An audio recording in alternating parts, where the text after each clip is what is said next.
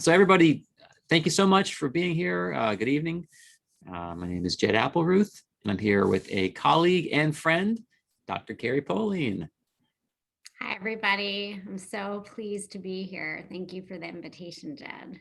Of course. Carrie and I you go way back. Carrie married my best friend. So we've been working together and been family friends forever. I was, all the way back. And so Carrie and I talk all the time about what's happening with adolescents, what's happening with, our patients, respectively, our clients, and what do we see, trends we see, things that are going on. And we also talk about our own kids and our families raising our kids, things we're seeing, and our peers, things we're seeing in, our, Carrie's, her children's friends and families and so forth. And one of the biggest things we see, is something that's not new.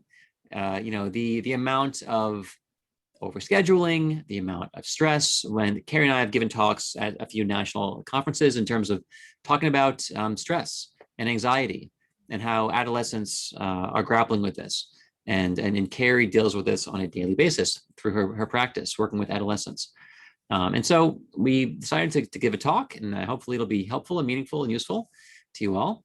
And the way this works, in terms of the deck, we're going to share with you a copy of the deck, and also we'll share with you a recording. We're going to mail everything out Friday morning. So Friday, you'll get a copy. So don't worry about transcribing every slide word for word. That'll be coming. And also we'll share a recording with you. And at the end of this, we'll have Q&A. There should be plenty of time for Q&A at the end of the hour. All right, so let us jump in, and I'm going to hand it over to Carrie. Great. Thanks again, Jed. So when we talk about living lives that are out of balance, I like to look at, this idea of balance, this idea of harmony when we think about balance. And the first thing I think of it as an adult is work-life balance, and how I've spent my whole adult life trying to achieve that, and how that is relatively impossible. So that's kind of where I started when I thought about this idea of balance, is that as an adult, I'm sure we're all here like nodding our heads maybe, this idea of, I'm going to have time to work out, and family time, and self-care time, and work, and making dinners, and all at the same time. It doesn't always feel possible. And to each of us, balance looks really different as an adult. And I think we have to kind of dial that back to, what does it feel like to be a teenager? And maybe kind of even remember what it feels like to be a teenager. And when I think about that, I think about adolescence and, this time that's clearly out of balance, where time of growth and development, the brain is growing, physically they're growing, hormonal changes, tons of uncertainty. And that all feels really dysregulated on its own. That is like the task of adolescence. And then, adolescence is now really young adulthood. So we look at adolescence as like 13 to 25. Whereas we used to kind of look at it as 13 to 18. So we know now that your brain doesn't actually solidify until age 25. And so I think it's really important to kind of keep that in mind. This idea of balance is not truly attainable all the time for all people at one particular point in time. And what I think we're going to talk about is kind of understanding your child. What does balance look like, or more balanced look like for your child? Their temperament, their biology, their own interests, and kind of tuning in, understanding that, to create what is balance for them. Okay, perfect. All right. So we definitely know that there are tons and tons of pressures, and Jed even sees this even more than I do. in terms of the academic stressors. So maybe Jed, you want to jump in on Yeah, that? for sure. And that's something that, we work with kids, a lot of high school kids, we work with kids in college. And in terms of the amount of the race for rigor, the race for trying to do everything, we'll talk a lot about that tonight. And I've been working with kids for about 20 years. And even I remember, back in the early 2000s, and students who had so much on their plate, the students who were trying to do everything, and they were, some of them are going for the brass ring, they were going for the big name school, and they were trying to do all of it. And I've seen students, as you have in a clinical practice, for mental health reasons, I've seen them just in an academic context, and kids who were starting to crack someone under the pressure, and they're feeling pressure from their peer group, they're feeling pressure from their parents sometimes internally, and just trying to attain something and make all this sacrifice mean something by having this outcome. And the amount of work they're doing, like I remember in 90, when I was in high school, early 90s, I was one of the top kids in my class, and I had one of the most rigorous schedules in my high school, which is a good high school. And I had, I think I had 7 APs over the course of 4 years. Now, and I was, top in the class, I'd be a lightweight in today's world. Students are having, either the full IB diploma, or they're having 10, 11, 12 AP classes. The amount of rigor that we're seeing now is without precedent. It's historic compared to what was. And the AP program has been exploding, and the number of kids going for the full IB diploma, it's taking off. And so part of it, and they're also trying to do this as well as things outside of the classroom and activities and home things. So there's a lot going on. And the pressures, we're starting, we do some work up in New York, other markets, where kids are getting so worked up about getting into the right preschool. The parents are, the right preschool, and then the right middle and high, everything. They're stressed almost from when they're 3 and 4 years old. And I have colleagues who, work with kids, coach kids on their interview for kindergarten, and like the pressure. So there's definitely, we're feeling it. We know it's there. We see it a lot in high school and college. But it's definitely different than it was when we were kids. No question about that. And I think you mentioned that, they're getting pressured at such a young age. And I think a lot of that obviously is not a kindergartner or first grader feeling pressured. It's the family unit, it's society, right? And families feeling like they have to start young, because we know now that first grade, kindergarten is really the old first grade. And I see this with my kids, everything is pushed to a younger age. Read sooner, get, out there and do sports younger. Like everything is pushed younger and younger. And so there's like this societal pressure. I know when having young children, it's really hard to be mindful about making decisions when you feel caught up in that. Yeah, perfect. All right, the pandemic hits. Yeah, so this was actually really interesting year in my practice. Jed and I actually had this conversation very early on in the pandemic, and what I was seeing probably the first 3 months when everything just stopped was that my teen patients, my young adolescents, and I would say like 11 to 19-year-old patients, everybody was getting better. Their anxiety got better. They were able to like take a breath, get a good night's sleep, spend some time at home with their families, not rush around.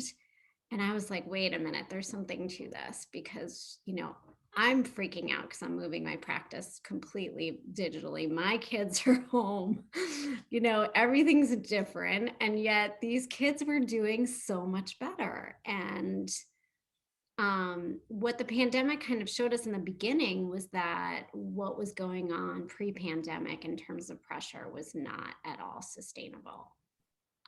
They were pushed too hard, too fast, and the stress level is too high.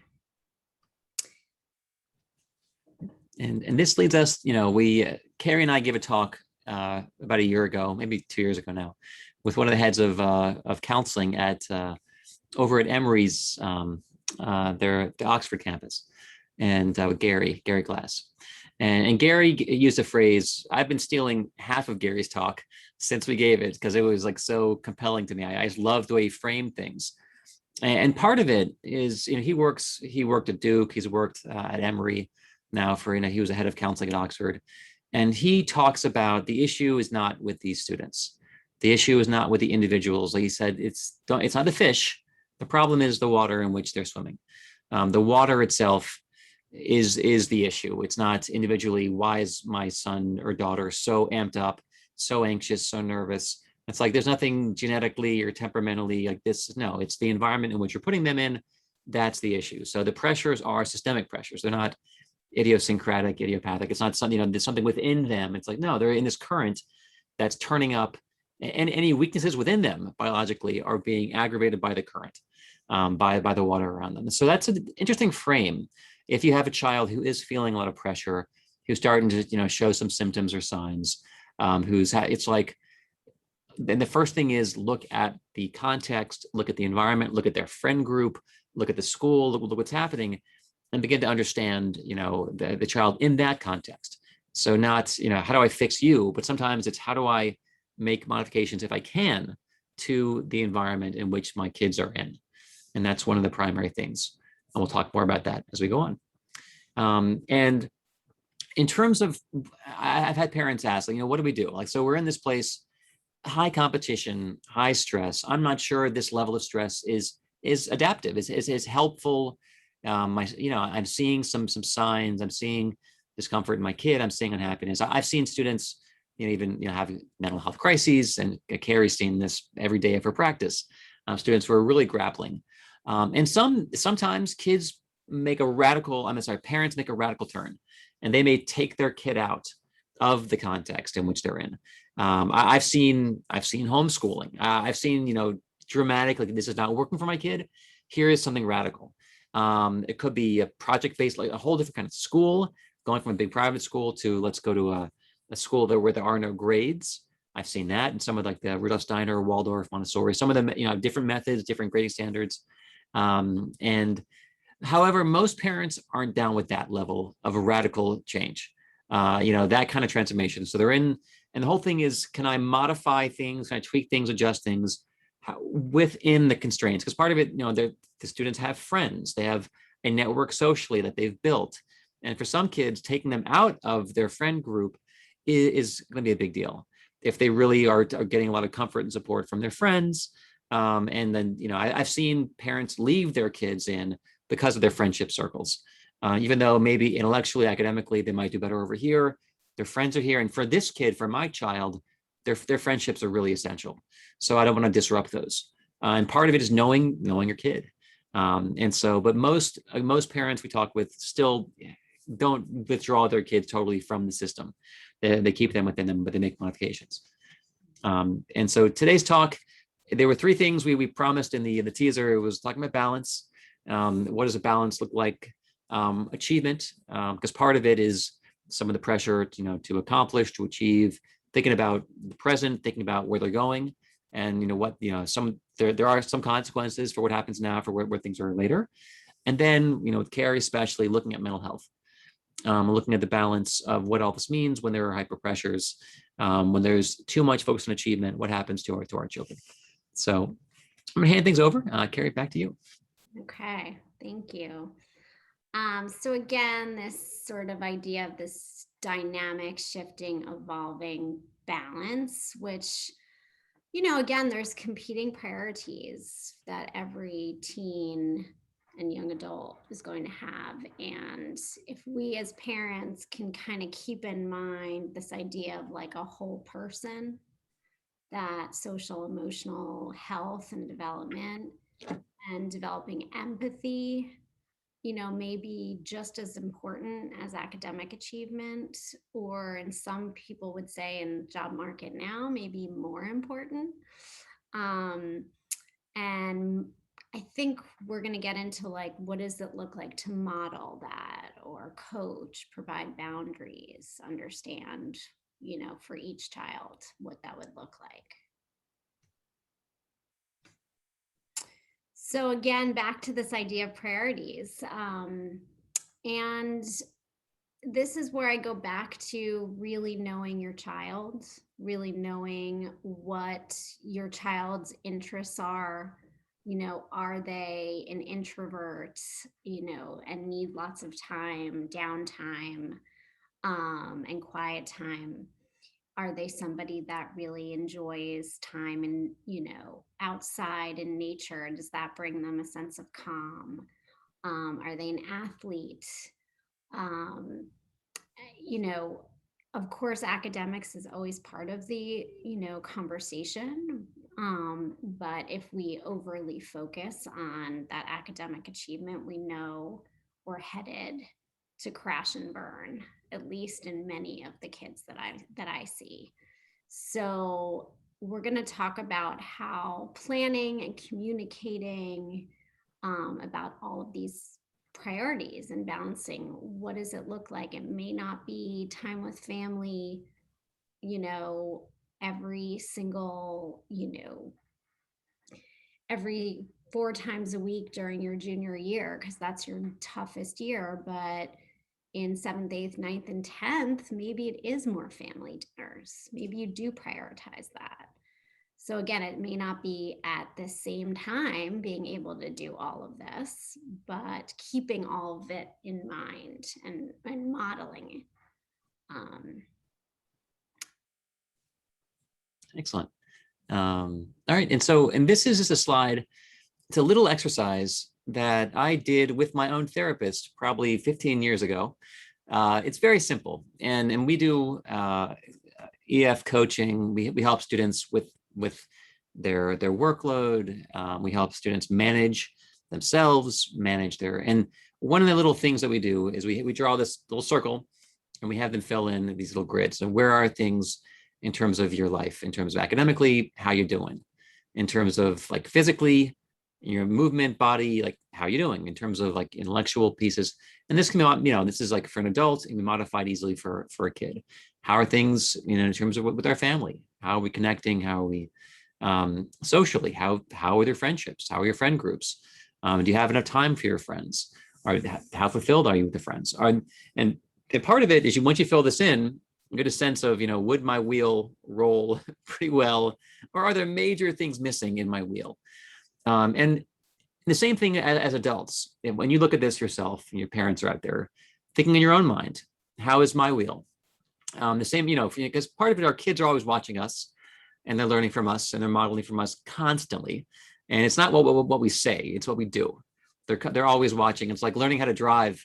It's forget, when their kids turn 15, you begin slowing down. No. It's like when they were 7 or 8, that's when they learned how fast to go, how to drive. They're always observing us. They're always modeling. In terms of our phone usage, in terms of like whatever we do, whatever we show them, like, how to handle our devices, they're always watching us, and we're communicating constantly with our kids. Often not verbally, but often that's really sinking in. So the wheel is a very basic thing. And there's a question from Ari: what are you filling in the wheel with? You can you ask them in terms of the level of satisfaction with your academics. You have them you print this out, have them get a pencil or a marker, and just fill it in and kind of get a sense how much fun are you having. And one thing I've learned, in my work with counseling, and if you are working on all cylinders and you are grinding, for your kids, academically grinding it out, as an adult in their workplace, if there's no fun, they're gonna eventually hit a point of burnout naturally. And it's part of the body's way of saying things aren't going okay. And it starts showing up in your life in some way. And things start happening sideways, some acting out, some breaking down. You can't just grind and grind and grind, or there's going to be a price. One of my colleagues, she's now retired. She wrote my recommendation for graduate school, formerly Dr. Janet Franzoni. And she had a practice over kind of in the corridor. In Atlanta, we have 3 of the top private schools right in the little corner, the Westminster and Lovett and, Pace, we're all together. And her entire practice was the people who are, totally overworked, doing self-harm, doing cutting, doing addiction. Like she was stacked morning till night with clients from, some of these top private schools, where some of the kids are just trying to make it, to grind it out. And so for them, their wheel, academics are going to be probably full on, but in terms of fun, in terms of play, other things, like their pieces were really missing. There wasn't the balance, and it began to show up and come out sideways. So that's when the shadow began to emerge of all this work and this lack of support to other parts that feed us, that we need to be healthy, whole human beings. That's part of it. So as an adult, where am I whole? Where am I? And then what's missing? Where did I lose big pieces of myself? And for your adolescents, where did they lose big pieces of themselves? Even at 16, there's a thing they loved, which they let go for the sake of academic success. And now things are missing, and now that it's coming out sideways. So the wheel is a little thing, takes a few minutes, but it can create a conversation, which we often have with our students. In achievement, it's interesting in terms of trying to define what achievement is, and there are no two families where it means the same thing. And for achievement based on what the parents expect, what my older siblings did, in terms of and optimizing, and also it's very different. We work with kids. Some of them are on the autism spectrum. Some kids have major dyslexia. Some kids have, there are all kinds of students. And for some of them, right now, I'm working with one of my kids in 9th grade, and the name of the game is pass. We are trying to keep him, and if he fails 3 classes, he has to repeat 9th grade. So the name of the game, like the huge home run, is we fail 2 classes and we pass the other 4. And that's going to be we're going to be giving high fives, virtually right now. I've been meeting with him all the online. And a part of it is understanding the context. There were some losses. There were some kind of traumatic moments. There were some other things this kid's dealing with. And then insecurity sets in. So for this student, success is pass. For my other student, I have a senior who is right now failing. And this is for like kids with some challenges. He could fail math, but he can't fail English. So we've been meeting, and like the name of the game is just graduate for this, he's off to next year, new things. But if some of these kids, the pandemic hit them pretty darn hard. And some of these students were remote the entire year. Actually, both of these kids were remote. And some kids who were doing great before, had like a 3.6 average last year. This year, we're trying to just finish. And so achievement comes in different flavors, color sizes.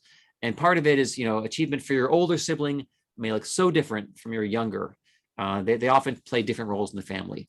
And so, and also can be very different from what you or your wife, your husband experienced, and the kind of grades you got when you were in their, it's very different based on what brains they have, what they're working with, and then how they're built, how they're driven, their genetics and their temperaments and so forth. So be mindful of that. And always it's important that you don't define achievement and success like this is it. This is, success is this kind of dichotomous thinking. Either we get into this school or this small group of schools, or we have failed. And either I get a 5 on the AP, or I have failed, or I get the top X in the class. Whenever you have rigid kind of thinking, you are setting yourself up for pain. Rigidity is, it's equated, there's going to be suffering. And so whenever you find anyone talking like that, a student, I either get into this school or I'm miserable. It's like, oh man, misery is coming your way, either right now or soon. And part of it as a parent, as a coach, as a mentor, as a therapist, and Carrie's, as a psychiatrist, it's how do we bring down that kind of rigid thinking and then have the range of possibilities that are okay, that are not, this perfectionism, either or. We have to get off that, because the more either or there is, either a success, win or failure, the more pain they're going to have, not only now, but also in the workplace and in their marriage and in life in general. That rigidity breeds discontent.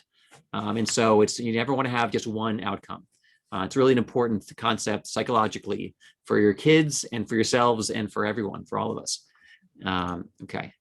And part of it, I kind of covered some of this, but there are students who it's just, I want to take the highest academic load, the most rigorous classes, get the strongest grade point average, but they're not really thinking about the experience of high school. I want to push as hard as I can without breaking myself or breaking my child. And we're going to maximize that GPA. And then some parents say, I want to have the highest impact activity with leadership and get into the most selective school I can, the top 25 school. And then if we just get them in, life will be good. If we can just scrape, push them over. And part of the challenge is like we're working with kids now. They get in, and then sometimes the fall. They get in, and then there's the collapse. They get in, and they really haven't found a way. They don't know what to do with themselves, or they're just so tired. And sometimes they get in, and they get really into drugs. And I've had my own students that happen to, and they fall off a cliff.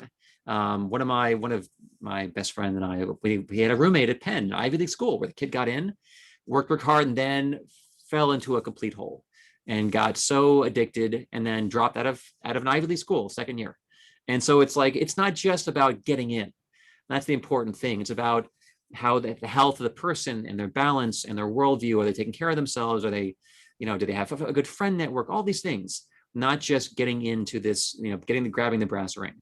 And so it's the humanity, thinking about the humanity of the students. And sometimes as parents, it's helping the kids reframe. There are times I've seen it where the parents are driving, and I've seen it where the students are driving, where they have a chip on their shoulder or a sibling they're chasing, or for whatever reason, it's, I'm going to push myself. And there are times it's like, as parents, we're seeing signals of cracking. We're seeing signals, and like my colleague Janet said, that they're cutting themselves. So they're doing things. I've had a student show me his arm. He was putting out cigarette butts in his arm. And it's like, whoa. And, as a way of managing, coping, feeling something versus, all these interesting things. And so part of it can't just be about success in this little narrow window. It's about the health of the person. And that's an important thing to balance and help kids come down from this. It's this or bust.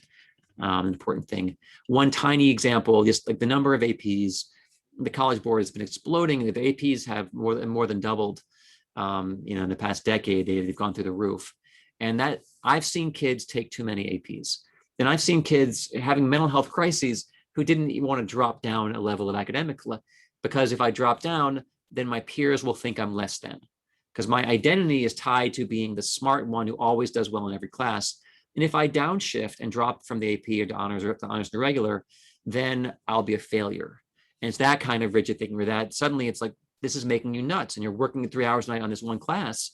It would make sense that you're having some real issues that we back down here, but sometimes they tie so much to the performance. Their identity is wrapped up in their performance. And it's helping as parents unwind that you're more than just your grades. It's going to be okay if you downshift. I mean, in my life, it was very helpful. There was one moment where I was really stressed out academically. I finished my second year of my master's program, and I was also running Applerouth tutoring services. And then I was trying to do all of it. I wanted to get in my internship at Emory. I had to do 700 hours of interning at the counseling office, and then plus running the business and plus my classes. And my dad's like, Jed, like, what if you take it a third year? What if you don't finish in 2 years? You finish your master's in 3 years, and just take a breath. And it was the wisdom of my father, because I was trying to get this thing done, get out of the way. And he's like, and he had seen ups and downs. He had had a couple of heart attacks, and he's seen some pushing yourself too hard. And he's like, Jed, why don't you take a step back? And why don't you open this thing up and add some space into your life and not just finish? And so it's the parent telling the kid, it seems like I'm noticing you spending so much time here. Would it be okay to downshift in this area? And sometimes they'll say, forget it, mom and dad. But sometimes they'll say, okay. And because there are times they may be trying to impress you, or they're trying to do things, and then when you tell them it's okay. And maybe you share in your life a time where you scale things back and it helped you. That could be, again, some good modeling, some good demonstrating. Here's what taking care of yourself looks like.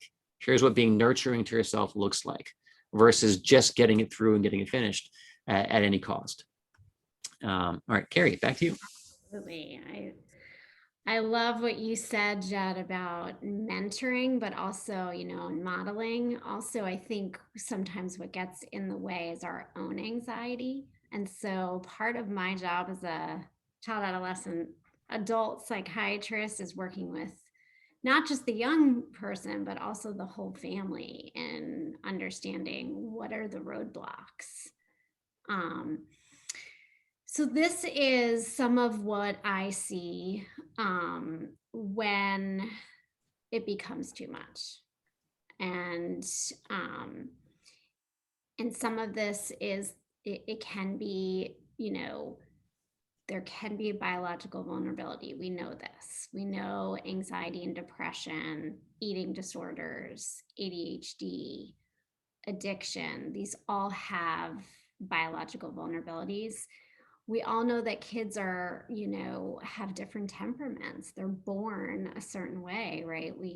A sensitive temperament, slow to warm up temperament, and again, sort of this idea of kind of knowing what their vulnerabilities are going into high school. Do I have an anxious, kind of slow to warm up kid who might, have had difficulties in earlier in childhood, around transitions, trying new things, taking risks, who might be a little bit more rigid in their thinking patterns.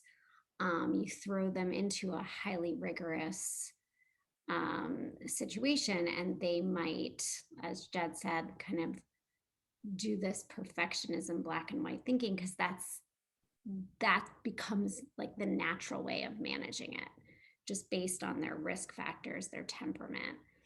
And that, can have some pretty significant outcomes in terms of eating disorders, for example, which is something I specialize in. I can, I can talk all day about the perfectionistic type A, brilliant, compassionate, wonderful kids that are coming into my office that hate themselves and are starving themselves because of all of the pressure to be perfect. And yes, do they have those vulnerabilities for anxiety or eating disorders? Absolutely. And was it like turned on? We say like genetically turned on by some sort of a trigger, usually. And that trigger can often be a transition to high school or college, lots of pressure and stress. We also know, obviously, in this world of social media, external comparisons, both at school and online, that becomes very difficult, especially for teenage girls. More and more, we're seeing the implications of FOMO on self-worth and self-esteem, leading to maladaptive behaviors like self-harm, suicidality, eating disorders, addiction. So these are things that I actually see every single day. They're not solely from the water, so to speak. They're not solely for, every kid is going to get to this point, but knowing your own vulnerabilities and really tuning in to what your kids need at what time can be the difference, the deal breaker in terms of not pushing too fast, too soon, and understanding some of the red flags. So Jed and I talked about this. A patient of mine, actually a family friend, kid got into his dream school, and he told me, I'm going to just grind it out through 10th, 11th. I'm going to finish even second semester, senior year. He's grinding it out through the AP test at the end of his senior year. And he got the acceptance letter. Now he can breathe. And then when he told me it, he said, I can actually only breathe for like 1 month, because then I have to prepare for college and it all starts all over again. And to me, that just struck me as like, this is so sad. These kids that work so hard, they don't give themselves any time to just be, and this might be an option for some people. And for most, it's not sustainable. The end, as we said, can be met with burnout, apathy, which looks a lot like depression. It could, be met with some sort of self-soothing behavior, an eating disorder, addiction. And certainly it can be met with that intensity of feeling like they need to keep up. And that looks like more anxiety. Yeah, perfect. And so, yeah, we'll talk more about what happens in college, because part of it is, we have some slides on this in terms of from some research conducted with students in college, that they get in, but if you haven't heard the word, there's a lot more anxiety in college, a lot more depression in college. There's a lot more mental health crises. And all of my, we have colleagues and peers who are working over at Emory, working at Duke, working in places, and they are flooded. There is not enough capacity to handle all the unhappy kids who are in these schools. And so that's part of it too. And so this student, yeah, he worked his tail off in 9th and in 10th and in 11th, got the letter in March, got to enjoy high school for a month. And it's like that, yeah, for Carrie and I both, like not the tragedy of that, but my goodness, like that's it's so thin and so unhappy. And that was high school, just trying to get into college. It has to be more than that. And we work with students constantly. I mean, part of a good part of my company is doing test preparation, and students, we work with kids all the way through academically, and some of them are trying to do everything everything right, the right schedule, the right grades, the right summer activities, the high impact activity. And part of it, they're performing essentially for the admissions committee. And there's something missing in terms of the authentic expression of self, in terms of doing things which may be a little bit off that path, that may not be as good on the resume. It may not demonstrate leadership, but it's something that they're interested in. And like where are they taking risks versus, I'll do this, then I'll do the yearbook, then I'll do that. It's like they're following a path which may be a well-worn path, but it may not be their path. That's going to lead them to actually be fulfilled or happy. But I should do these things, that sense of I should. Like versus I want to, I'm excited about this. Like, no, I need to do this in order that I don't have these big gaps in my common application. And so we see it all the time, and it's unfortunate, but there is a pressure to do all these right things. And the challenge is, as Carrie will talk, we've hit it before. Yeah, so we've all seen this. I've seen it a lot with my patients that go to college, that they're excited to be, finally there, the top of the hill, so to speak. And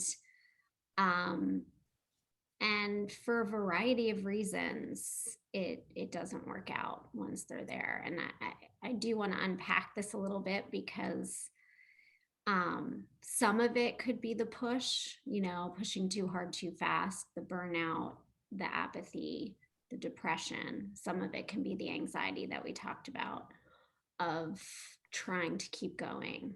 But a lot of what I actually see is parental anxiety and the need to have their kids be competitive, to stay on that track, because we live in this comparative society, because it is so hard to take a breath for families. And so what they end up doing is hiring lots of tutors, doing essays for their kids, hyper focusing on their executive functioning skills, without actually allowing for a sense of failure to grow, to get to that top of the hill, maybe later in life.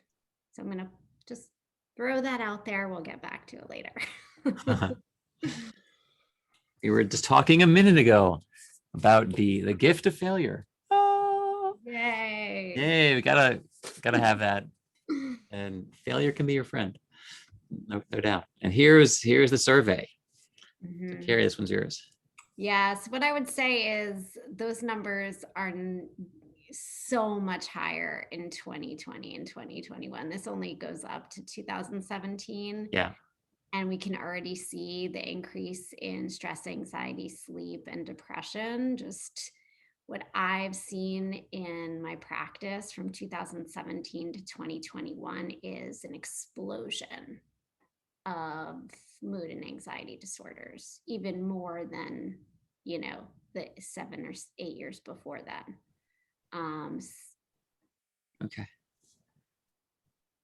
So, I mean, I think reframing this is kind of what we're talking about right now in terms of how to develop being healthy and well-rounded, right?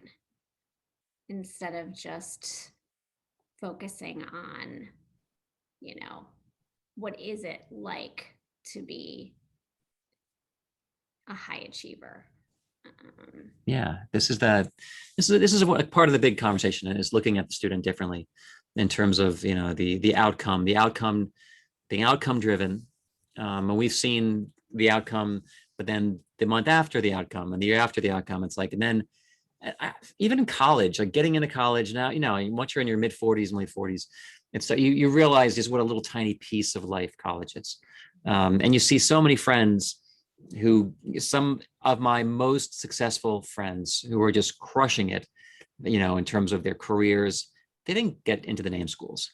Some of the, and there was some research on that in terms of, like, even like some of the best doctors, the ones, they didn't go to the Dukes or the things they ended up. But my friends who are thriving, they understand people. They actually have a good work ethic, but they have really good, as Carrie mentioned, the social emotional learning. There's those skills. The Bryans, the Larrys, like they're so good with other human beings. And yeah, they're academics, they're college, they didn't have the best degrees, but man, they are working those people skills all the way to the bank and more. And they're happy and they're doing something they enjoy. They're not working themselves into the bone. And so this sense of status, which we're all tied into, and part of it comes from fear. Most of it comes from fear. And there's this, most of it comes from this trying to control. And if I can just get this thing, which to me is a signal for success, then I feel like all the anxiety we feel about our kids, and everyone's worried about their kids. Carrie's worried about her kids. I'm worried about my, how are they going to be, and what jobs will they have in 10, 15, like who knows? And where is there some stable ground? And if we can just do all these things right, hopefully that'll launch them into a place where they're safe. And it comes from love. We love our children. But ultimately, it's not the outcome that if I just get them to this outcome, things are going to be good. But in terms of helping them develop the tolerance for failure, this tolerance for setbacks, the ability to handle, like, what happens when they get crushed by something. Are they going to have the inner resources to move on and move forward, or are they really fragile? And that was the idea of the fragile perfects. Everything has been perfect. That was a Duckworth quote. Whereas everything's been great, and then they hit their first real setback. They don't get this internship or this job or whatever, or they get hurt as an athlete. And then suddenly, who am I? What am I? If I'm not that, then what am I? And then suddenly their identity, the lack of development, and lack of growth, and lack of introspection really shows up big time when all they've known is success all the way through. And especially parents who've scaffolded and supported success all the way through. So we need some setbacks, some failures, thinking about, the development. Is my kid, are they going to be able to bounce? Are they flexible? Or is it everything has to be just so? In which case, woof, there's going to be some trouble ahead. Yes. Okay. And so development, and then health. Carrie and I grapple with the word happy. And I have a book here, The Happiness Advantage, and I have learned optimism from Marty Seligman. I have other things about being happy. And Carrie shot me down. He's like, forget happy. Yeah. So that started with my kids watching Inside Out. Oh, Inside Out. Oh yeah, the Pixar film. You can't have joy unless you have sadness. You can, I mean, listen, we're humans. We have lots of emotions. We want to feel all those emotions, be able to tolerate it. We want to fail so we can grow. We want to be fulfilled and satisfied in our lives. But happiness is it's an emotional state. Yeah. And that's something, the whole FOMO and the whole performative culture, like if your kids are on Instagram or on TikTok or other Snapchat, they are performing a lot of the times, especially girls do a lot more performing. You're performing a self. Here's my curated selfie. It looks spontaneous. It took 45 times to get it right. And so we, even with our baby, we take a bunch of pictures and choose but even with our friends, we all do it to some extent, but teenage adolescent girls do it a lot more. And, this whole, so performing a self, the idea that things are always exciting, and they're not. So much of life is boring. and tedious, and it's not, there are moments, to your point, of happiness and elation, but it's not all wonderful. And that expectation that I should always be happy, that's going to be disappointing. And then suddenly I'm anxious because I'm things are boring or not happy. And to be comfortable, sometimes everything is not amazing and wonderful. Yeah. And I think it's also that parents are comfortable, because I think when they see kids unhappy, they're immediately pathologizing. What's wrong? What did I do? What did you do? What do we need to do next? Who do I need to call? How do I get it better? And rather than, when we talk about mindfulness, being in the moment, reflective listening, can I just be sad with you? Just sit here while you're sad. There's one author I like a lot. Back in the day when people were sad, it was all about the humors. Before we had psychology and psychiatry and neurotransmitters, and it was, this person's in the house of Saturn. Like they're in a moment of, they're in this house, and there was place for it.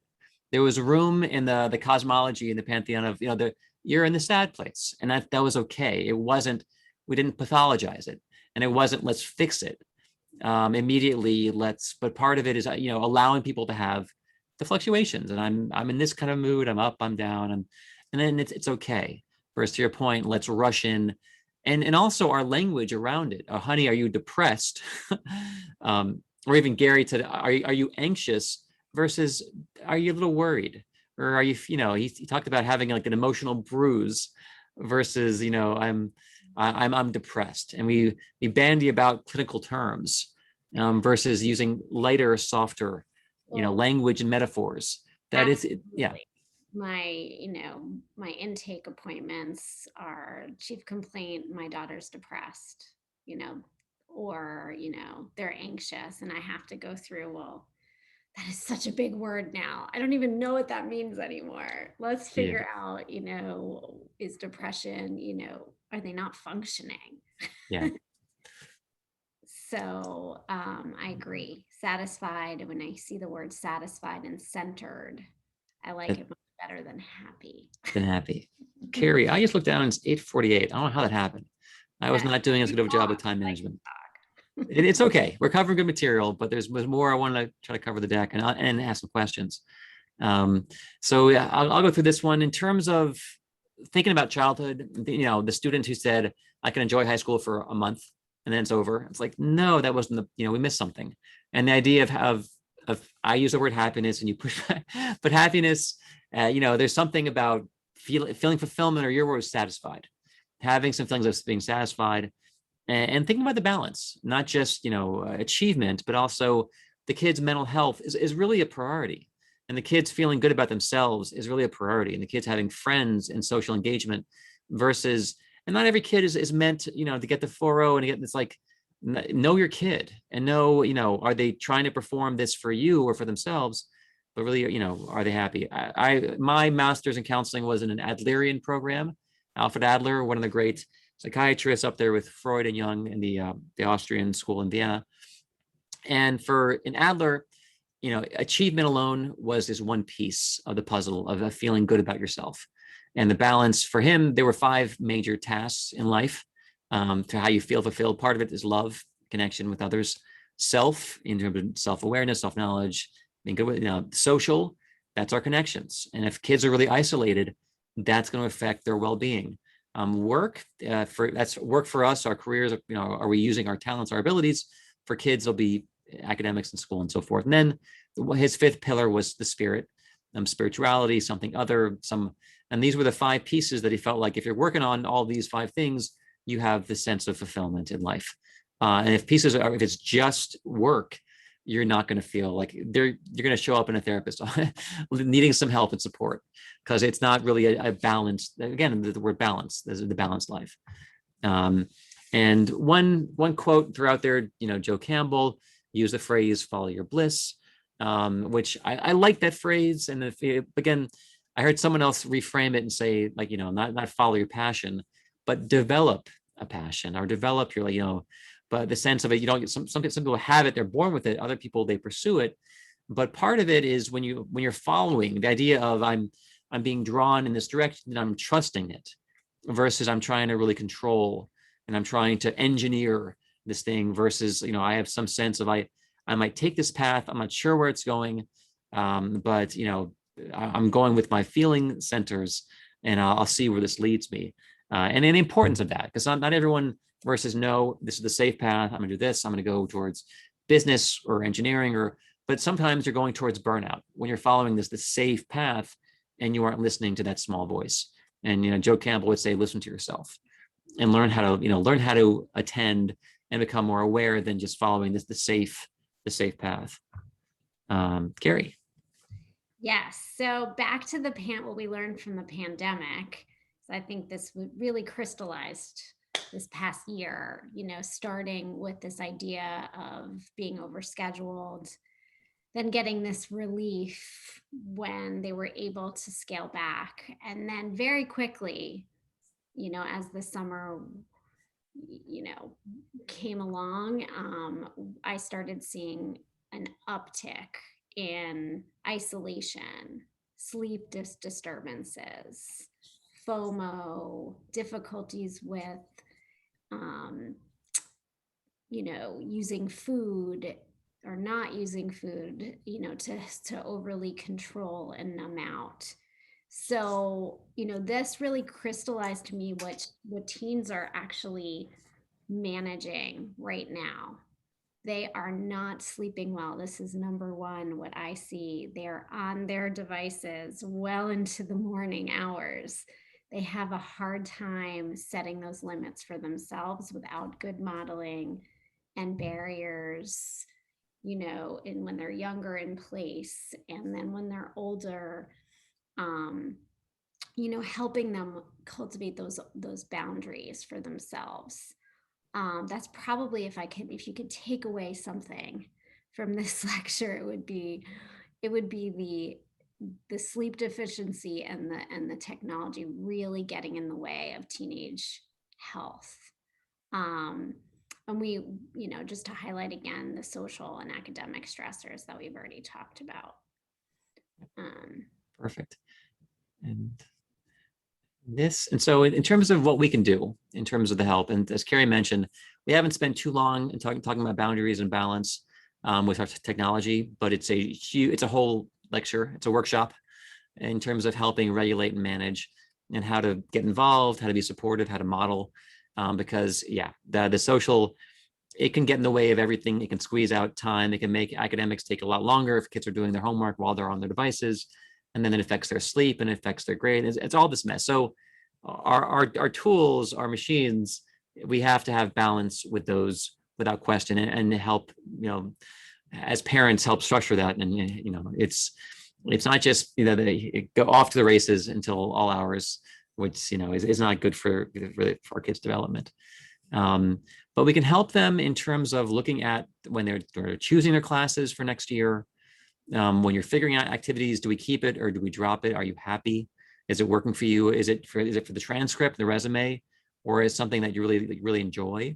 Trying to help them find that little nugget of this. There's some pleasure here for them, not just they should do it. Trying to find things that they actually love, and having the conversation. If there's any things they're reading, on their own time, the things that they're exploring on the net, or things, trying to find things that really drive them. Versus again, this path they should take. And then finally, it's helping our students with anxiety reduction techniques, with mindfulness. If we go to yoga, if we do whatever we do, we can help share with them things that we do in our lives. Okay. I think Carrie, priorities. So I think what I like about this slide is that it's a long-term conversation. I think starting young and really having an open line of conversation around that priorities are going to shift depending on their age, their development, their goals, and being flexible. I just had to go through this with my 12-year-old who's becoming a teenager. At one point it was piano and ballet, and we went full steam ahead with those real priorities. And then she became a teenager and she rejected both of those, and I had to just take a deep breath listen, kind of be in it, manage my own anxiety of, oh my God, how much money did I spend on these lessons? And recognize she wanted to try something else. And so, we get caught up in our own wants, what we want our child to be, the resources we pour into it. And sometimes it just takes being in the moment and opening up that line of communication. It's not easy, but it is really important. That's awesome. And this one, I've worked with kids for years, and reducing the load. There are things I've helped, I've encouraged, I've pushed kids to drop things. I am a massive proponent of less is more, especially when kids are trying to do everything, trying to stack their schedule, to have their Common App, their activities list just loaded, and like, what can we get rid of? All these clubs, all these things, like 2 hours a day. Like, this colleges don't care about that, for one, having 1,000 things. And what things really feed you? What things are really meaningful and interesting to you? Do those things. Let's gut the rest. And then often the things that are really interesting and meaningful are the ones you'll pursue, spend more time with, and become, some leadership in, versus trying to do all these things which may not be really that important in your life. So whenever kids are stressed, whenever there's pain, like, my thing is, what can I lop off? What can I reduce? What can I, and looking at, especially activities and so forth.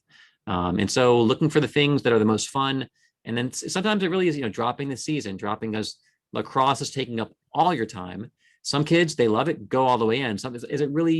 Is this still serving you? Or did it serve you 3 years ago and it's just by inertia, you're still in it? And, versus sometimes it's time to say, okay, end of a season, time to move on to something else. And again, rigor, don't overdo the rigor. I've seen it. I've seen kids or, parents push the rigor too hard. And then sometimes that can, throw into, then it becomes this crazy grind to get a B, and they're working so hard because they probably don't belong in this AP. Maybe and let's looking back, how do we do with one AP? Is 2 the right amount? Is 3 the right amount? It's knowing your kid. It's looking to past behavior, past performance to figure out what's the right level of rigor versus let's get all we can. Let's gobble up all the rigor possible because I know that UGA cares about rigor, or so-and-so UVA wants rigor. There's a balance, but more than just for the transcript, there's a balance for the kid. Because I've seen kids take on too much rigor, and then there's just no more joy left in high school. Like the pleasure gets squeezed out because every AP, some of them are an hour a night. And I've seen a kid doing 3 or 4 at certain schools, and that's just, you're working 4 hours plus a night. And if they want to do the play, if they want to get a job, if they want to have a girlfriend or boyfriend, suddenly it's like, how do you do all that? And 4.5 hours of work a night. And so, it's being mindful of that. So be careful of pushing rigor too hard. I've seen it, and it's not the best. And finally, your top schools in the country, this year they're so selective, it's ridiculous. You can do everything right, every grade, every class, every SAT, and still it doesn't pan out for some of the schools that are hyper selective. And also character is making a comeback in terms of the non-cognitive variables, in terms of like your leadership and your self-awareness and your resilience. These are becoming part of the competition too, not just grades and scores. So don't, my thing is, don't just focus on this area. Think about the development of a whole student. It's going to play out, in their happiness, but also even in the college admissions process with essays and so forth. Carrie. So again, just really to underscore, what keeps us all healthy, what we need our relationships, we need our family relationships, we need those family dinners, right? We need that time carved out, time with friends, and not just online. This is in person time with friends, which is new to all of us right now. That's right. Humans, we can give them hugs now. And time moving your body also. One of my students was struggling, and he's been in remote the entire year, and he just got in with a personal trainer. He's like, now I can focus more, because he was having a hard time focusing. He wasn't moving his body enough. And that's part of balance. If we're just working, like, our bodies need to be moving as well. And social engagement and so forth. All right, Carrie, it's yours. So I think that when we're talking about building resilience, which again is sort of another whole talk about what paying attention to them taking, your kids taking risks and failing and learning from that failure and building up distress tolerance skills. These are skills that will, serve them for life. Getting into the college may not, but if they can learn how to manage a few failures and still strive to be satisfied, then, we've done something right. So it's really about helping, being able to reflect, paying attention to the whole child. Perfect. I know we're out of time, so I don't want to We keep. are. We have a few more slides, and then I want to have some questions and answer time. So, and this one, again, it's modeling anxiety reduction. We all have our own techniques. How do we calm ourselves down? How do we center ourselves? And connection, our friendships as part of our, time in nature, time moving our body, all these things can help us reduce the stress of adulthood. And then our devices, using limits, using the downtime app sometimes of the day these things are off, or they have, and Carrie, it's interesting watching us go through with your kids and how do we regulate the screen time, which is. And I've done a whole lecture on this. So Yeah. what I can say is not every kid is the same. If your child has impulsivity, ADHD, if they have trouble self-regulating to begin with, putting a phone or device in their hand is going to be that much more difficult. And they're going to need a lot of hands-on support early on. Yeah. And so it's really, again, developmentally knowing where they are and what they can manage and meeting them where they are, with the technology. Perfect. There was some research. There was a study, Monitoring the Future study up in University of Michigan. It's been running for 40 years, looking about what behaviors are tied to addiction and in student outcomes. And there was some research that was quoted by Dr. Jean Twenge that essentially everything that's not tied to a screen, the more you do it, there tends to be a pop in happiness. Getting more sleep, happiness goes up. Activities, sports, happiness goes up in our kids. Reading a book or a magazine, more happiness. Going to services of some sort, happiness goes up. In-person social interaction with our friends and colleagues, happiness goes up. So, and then the more screen time, when they're going like 5-6 hours, there seems to be more loneliness. But so it's human rich engagement that we can't get on a screen. Screen is a very, very thin level of engagement. And it's better than nothing if you're isolated, but the richness of a human, of the nonverbals, of the voice, of the seeing the eyes, it helps ground us and make us happier. Yes. So although I will say your teens will yell and scream and disagree. And that's right. they will not admit this, even with counseling, even with prescriptions to limit screen time. I've had full-blown 17-year-old temper tantrums when you take away the phone. The extreme, I'm going to kill myself if you take my phone away. And it's not really until you meet them where they are and just say, try to put it down for 5 minutes at a time. Let's just start with 5 minutes and get more in touch with how you're feeling. I mean, really meeting teens where they are, because they are so addicted and it is not their fault. Yeah, we have psychologists getting paid lots of money working over at Apple and Google to make sure these things hijack our attention in our brains. And they're very good at their jobs. They are very yeah. And yeah, you've hit most of this. Like there's the nudge, the encouragement, the 5 minutes. And there's definitely a place for screens. They have changed our worlds in many ways for the better, but there's also a place to rest them. And that's still, we're still learning boundaries and balance with our devices. Yeah. And I think these teens right now are the guinea pigs, for better or for worse. They're going to teach us a lot about future generations. and then I think so last one.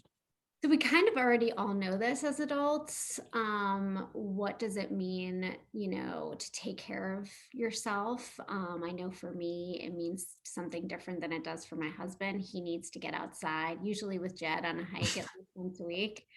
And I need, to make sure that I have some self-care at the end of the day and unwind with my book and have some really, highly nutritious foods and my dog at my side.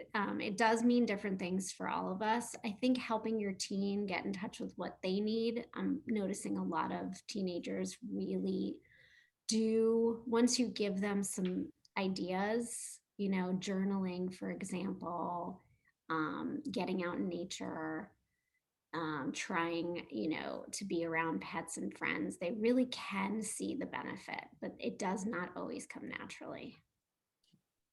It's not default. Right. A little nudge. Yeah.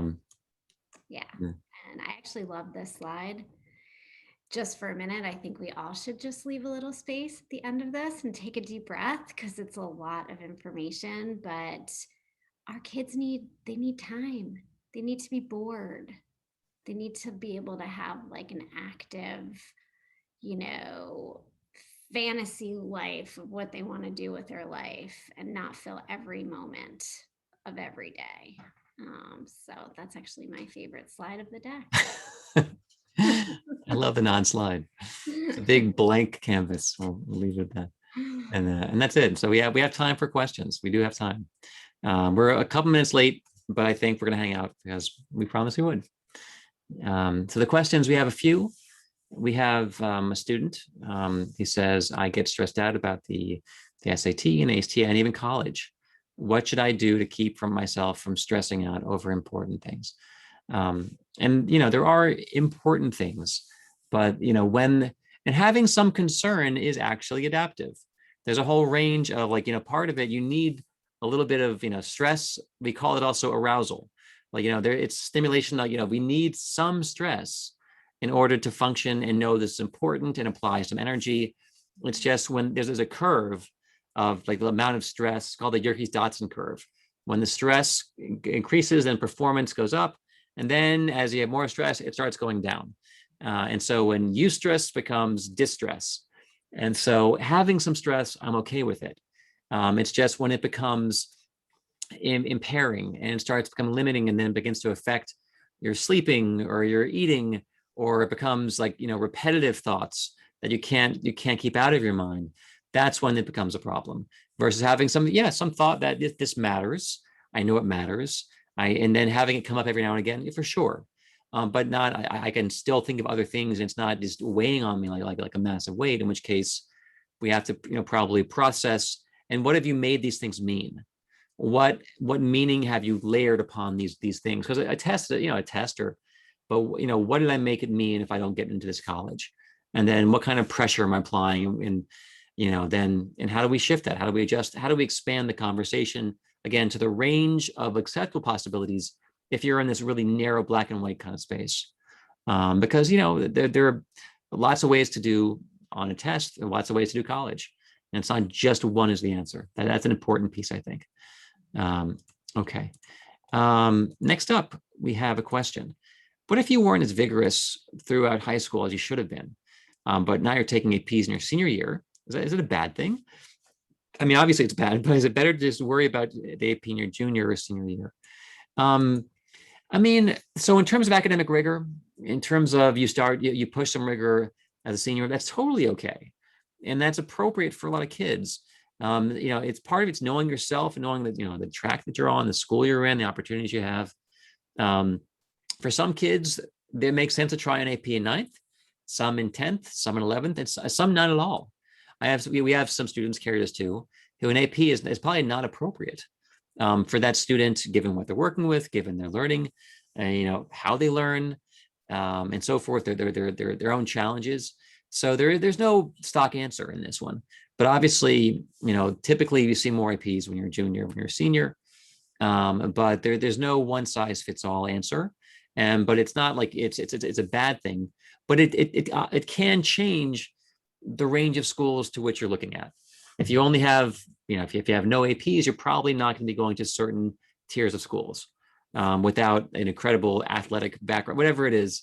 But it will affect, the range, but there are 2,500 four-year schools. And you're going to find one that works.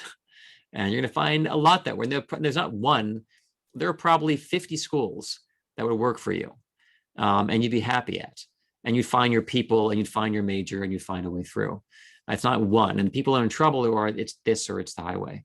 And then that's a lot of stress and pressure. So part of it is not thinking the whole world revolves around these 5 schools. Everyone knows their names. Again, 2,500. And many of them you have never heard of, but they exist. They're out there, and they're helping kids get good educations. Okay. All right, Carrie, this one's for you. Where is the balance with applying discipline as a parent when you know your child's priorities are just off? Oh, I love this question. Good question. All right, take it away.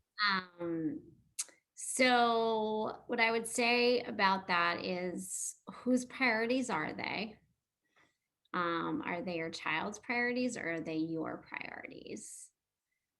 Because that's where I would start, is having that open communication. Maybe your child has a different set of priorities. Maybe their goals are different than your goals for them. Or is this more about them meeting their potential, and there's something that's getting in the way of that? So when the balance is off, it's a red flag that something is askew. When we use the word discipline, I think discipline actually means, to teach, to learn. So I think you can be a model and talk about balancing priorities and meeting potential without going directly to a punitive stance, because I think that will create a lot of oppositionality, especially with teenagers. So first, meet your child where they are. Try to have an open line of communication. Understand why there may be a difference in priorities, what's getting in the way. Is it emotional? Is it social? Is it academic? Is there a learning disability? Is there a mismatch? There's 1,000 reasons why I see this happening every day. So I think it's just a starting point.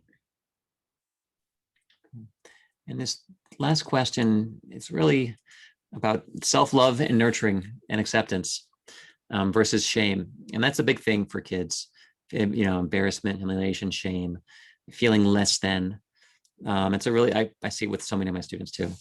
And this is a question, I'm taking 2 or 3 AP classes, while some of my peers are taking 5 to 7 AP classes.